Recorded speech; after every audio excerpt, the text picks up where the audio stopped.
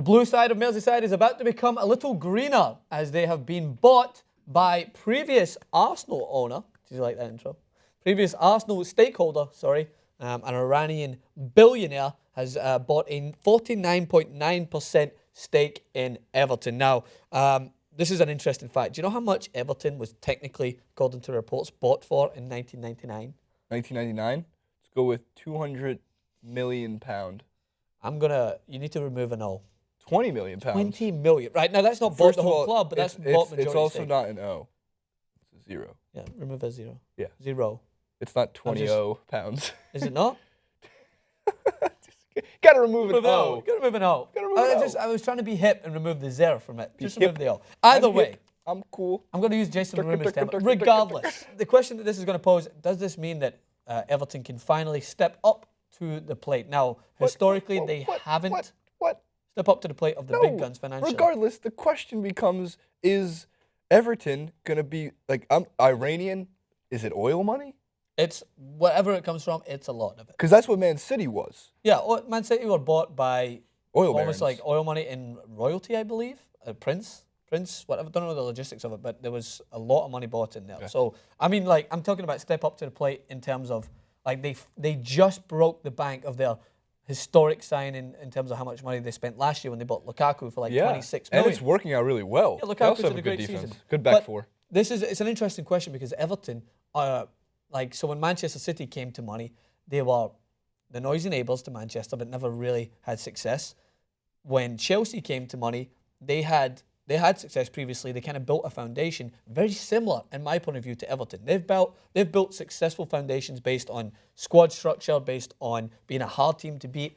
But now you add wealth to that, and I'm going to go out there and say that this could be a big move for the Merseyside team because I think that they could combine that structure, that stability, that tight-knit unit with some high-quality signings in there that they can now go and break the bank and sign. I mean, look, Tottenham has money, but not Manchester United money, not Manchester City money, and I would say not Arsenal and Chelsea money. Yeah. But you see teams right now like Tottenham, Leicester City, top of the league, who don't necessarily need that much money. Maybe it's just a strange year in Premier League football.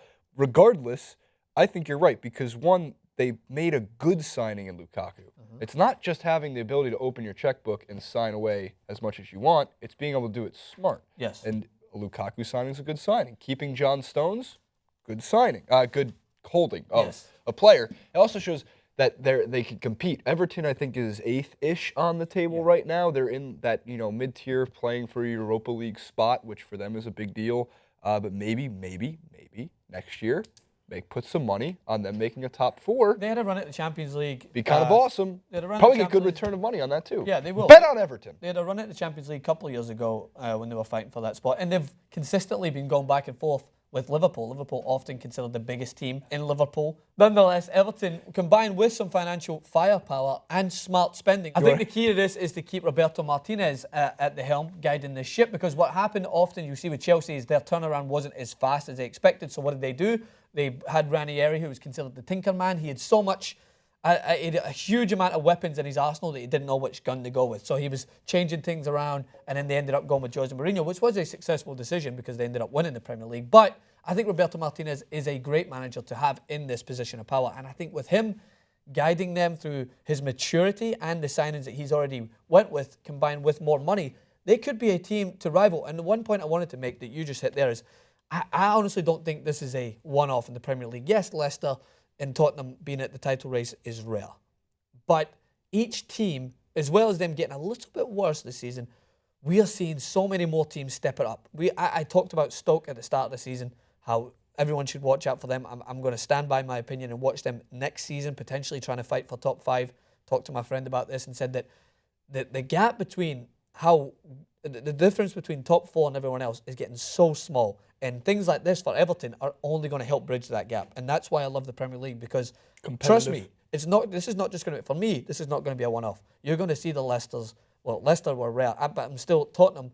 You're going to see the Tottenhams, the Evertons, the Stokes really step up their game. And I think it's going to be a worrying time for the Man Uniteds, Man Cities and Chelseas, because they're going to have to be consistent. They're going to have to make big moves. I think managerial moves have to be made, because the thing about Tottenham and teams like Everton is they've got stability in their coaching.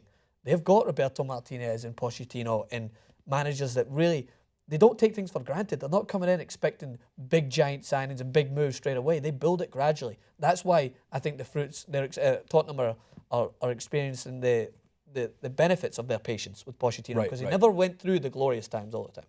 They made smart signings. They've kept some of their best players, and I think this is a sign for things to come. I agree. Now tell them where they can comment about it. They can make it rain in Everton.